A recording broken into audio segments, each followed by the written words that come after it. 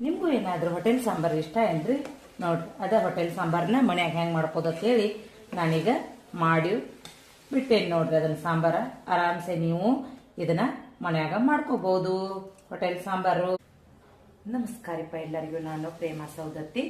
ಇವತ್ತ ನಾನು ಇಡ್ಲಿಗೆ ನೀವು ಹೋಟೆಲ್ದಾಗ ಸಾಂಬಾರು ತಿಂತಿರ್ಲೆ ಆ ತರ ಸಾಂಬಾರ ಹೆಂಗ್ ಮಾಡೋದು ಅಂತ ಹೇಳಿ ತೋರಿಸ್ಕೊಡ್ತೇನಿ, ಬರ್ರಿ. ನೋಡ್ರಿ ಇವಾಗ ನಾನು ಇಡ್ಲಿ ಜೊತೆಗೆ ಹೋಟೆಲ್ ಒಳಗೆ ಸಾಂಬಾರ್ ಕೊಡ್ತಾರಲ್ಲ ಆ ಸಾಂಬಾರ ಯಾವ ತರ ಮಾಡೋದು ಅಂತ ಹೇಳಿ ಇವತ್ತ ರೆಸಿಪಿ ಅದನ್ನ ತಗೊಂಡು ಬಂದನು. ಅದಕ್ಕಾಗಿ ಈಗ ಮೊದಲು ನಾನು ಏನ್ ಮಾಡೇನಪ್ಪ ಅಂದ್ರೆ ಬ್ಯಾಳಿನ ಕುಕ್ಕರ್ನಾಗ ಕುದಿಸ್ಕೊಂಡನ್ರಿ. ನೀವು ಯಾವ್ದ ತೊಗರಿ ಬೇಳೆ ಅಥವಾ ಹೆಸರು ಬೇಳೆ ಕುದಿಸ್ಕೋಬಹುದು. ನಾನೀಗ ಇಲ್ಲಿ ಹೆಸರು ಬೇಳೆ ಕುದಿಸ್ಕೊಂಡನು, ಅದರ ಜೊತೆಗೇನ ಟೊಮೆಟೊನು ಹಾಕಿ ಕುದಿಸ್ಕೊಂಡನು. ಮತ್ತ ಈಗ ಇದನ್ನ ಏನ್ ಮಾಡ್ಬೇಕಪ್ಪ ಅಂದ್ರ ಗ್ರೈಂಡರ್ ಮಾಡ್ಕೋಬೇಕು ನೋಡ್ರಿ. ಇವಾಗ ನೋಡ್ರಿ ಇಷ್ಟ ಬ್ಯಾಳೆ ಎಲ್ಲ ನುಣ್ಣಗ ರುಬ್ಬಿಕೊಂಡ ಈ ತರ ಇರಬೇಕು. ಈಗ ನೆಕ್ಸ್ಟ್